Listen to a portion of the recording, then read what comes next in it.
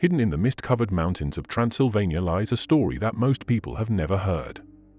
A story about gold, blood, and a mountain that remembers every hand that dared to take what it hides.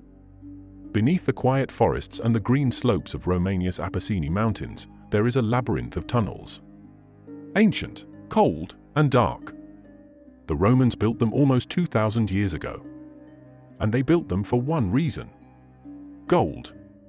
The Romans called this place Alburnus Maia. For them, it was the beating heart of their empire's hunger for wealth. Legions marched from distant provinces to guard the mines. Slaves were sent from conquered lands to dig endlessly in the stone. They carved miles of passages through the mountain's body, following glittering veins of ore that gleamed under the torchlight. But gold has a price, and the mountain demanded its share.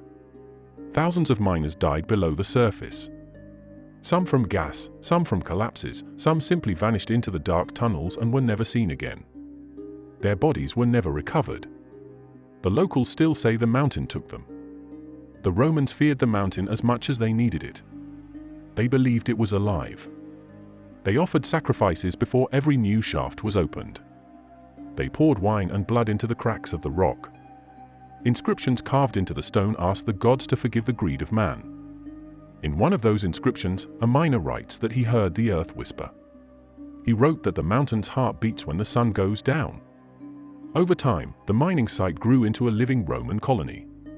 Archaeologists later found remnants of paved streets, workshops, and public baths built for the soldiers and engineers who worked there. The town of Alburnus Maia became a self-sustaining settlement with temples, shrines, and small marketplaces that traded everything from grain to precious gems. In the very center stood an altar dedicated to Minerva, the goddess of wisdom and protection. They prayed to her before each descent into the mines. The Romans were not only conquerors but skilled engineers. Deep in the heart of the mountain, they constructed a vast system of channels and pipes to wash gold from the stone. Using water diverted from nearby rivers, they created an early hydraulic network that powered their mining operations. The tunnels were designed with astonishing precision. Some reached depths of over 200 meters. Wooden beams reinforced the ceilings, while narrow shafts allowed air to circulate. These designs were centuries ahead of their time. Archaeologists who studied these ancient systems called them a miracle of early engineering. But even miracles crumble. As the years passed, parts of the mountain collapsed, burying entire sections of the Roman works. Many of those tunnels still lie untouched beneath layers of rock, sealed like tombs. Inside them are tools, altars, and perhaps even the remains of the miners who never escaped. For centuries after the Romans abandoned the mines, the tunnels were left in silence. Forests grew over the ruins. Streams filled the shafts with mud and clay. Villages rose on the slopes, and people forgot what lay beneath their feet. But silence never lasts forever. In the early 20th century, shepherds began to tell stories again. They said that sometimes, after heavy rain, golden dust shimmered in the mud. Others claimed to have found strange Roman coins and tools near the riverbanks. Yet those who tried to sell them soon met with misfortune. Accidents, fires, sickness. The villagers began to whisper that the mountain's curse had returned. After the fall of communism, foreign companies came with their machines and their promises. They said they would revive the ancient mines. They would bring jobs, progress, and wealth. The locals listened, but many did not trust them. Old men warned them not to break the earth again. One said that the mountain sleeps like a lion. Disturb it, and it will devour you. The new miners arrived anyway.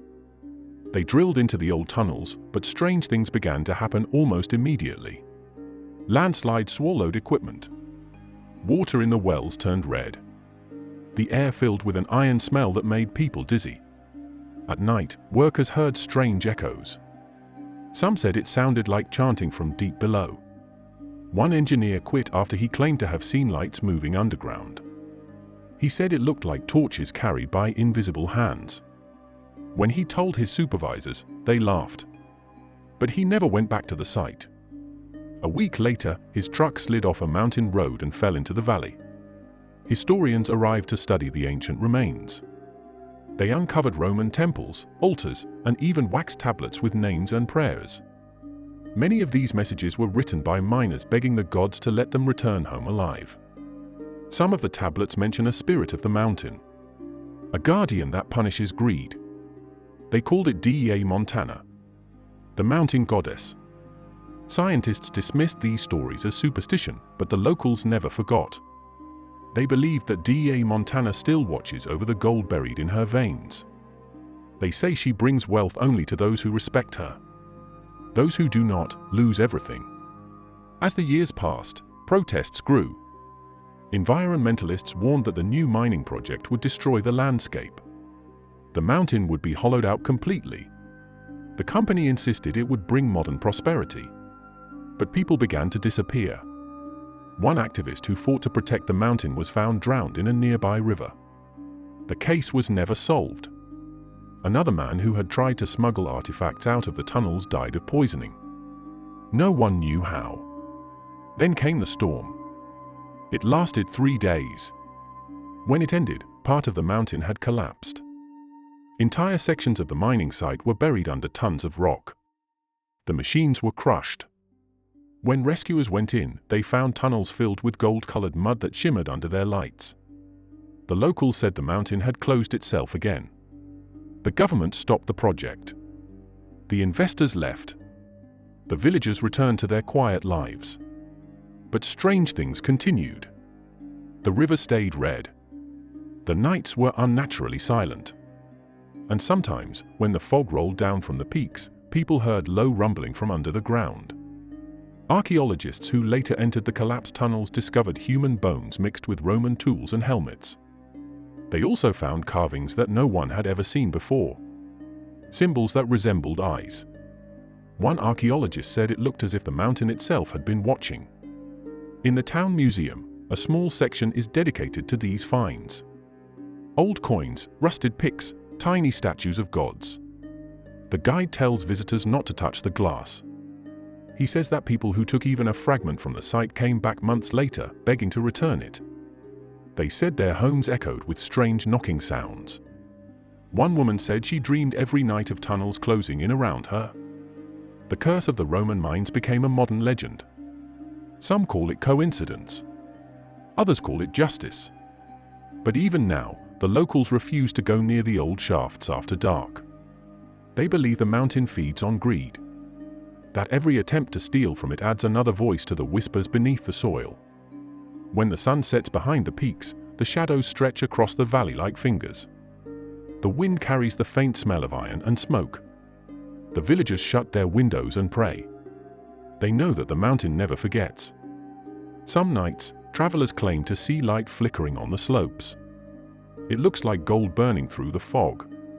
Sometimes they hear voices, echoing faintly, calling in a language no one understands. The people say it is the miners who never escaped, still working for eternity, forever paying their debt to the earth.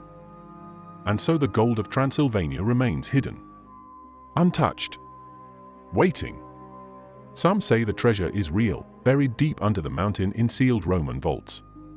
Others say the gold itself is cursed, that whoever finds it will be destroyed by it. Perhaps both are true. Because every legend begins with a fragment of truth. Every curse hides a warning. And sometimes, the earth remembers what men forget. When you stand among the green hills of Transylvania and the fog begins to move like a living thing, listen closely. Beneath the sound of the wind and the rustling leaves, you might hear it. A distant rhythm, like a slow heartbeat. The mountain breathing. The same mountain that once gave its gold to Rome and took back the souls of those who mined it. The mountain that still keeps its treasure. The mountain that does not forgive.